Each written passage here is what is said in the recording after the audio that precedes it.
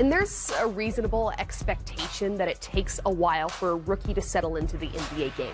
But Coach, what parts of Mo's game do you see as NBA ready?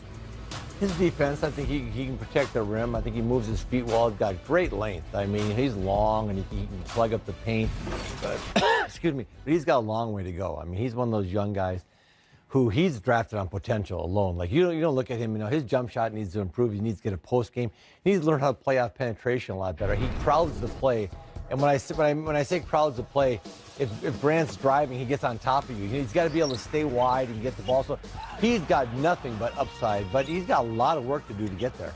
And I think he's in the right spots. Right now, he can sit behind Vucevic, who obviously offensively is more of a go-to person. They can use him throughout the game. But he's a screen, a roller, a diver right now, a lively body, active energy. And his defense, as K-Mac said, is certainly ahead of his offense. But he does have upside. But he is a blank canvas right now who has to put a lot of work in to become a polished player. Let's talk a little bit more about Vooch, because we were looking at the Magic big man numbers. Do you see him as part of this franchise's long-term plan with the drafting of Mo Bamba? Interesting, because I don't like them playing together. So normally when you say that you have a high draft choice like Mo Bamba, then you have an established center like Vucevic, if they play together, it's all good. But I don't see them playing together. But he's really playing well right now. His jump shot is really dependable. He faces up. He's got a beautiful little jump hook in the paint.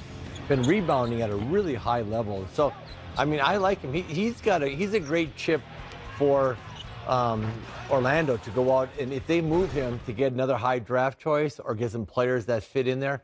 But no, I don't see those two guys working out together. Where do you think that Vooch would be a great fit then long term? Yeah, well, whether they trade him this year or wait till the offseason and he signs somewhere else, I think a team that's a little further along, a team that, feels like if we add a piece or two, we have a chance to be possibly a championship So ready team. to be part of a contender then? Ready to be, definitely. Yes. I mean, he's one of the most skilled big men in the league, and it really has been under the radar because the Magic have been bad the last 4 or 5 years or so since he came over in that Dwight Howard trade.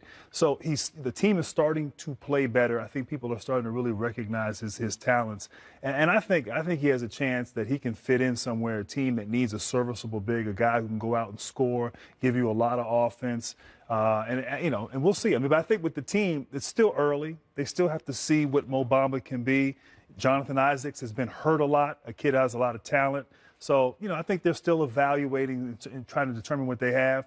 But they'll try to figure something out, I'm sure, before the deadline when they may have to make a decision about Vooch in their future. But he's so good that he can go to a team, be the fourth option. You don't want to play for him all night long, and he has 15 and 8. Yep. And plays 30 minutes a game.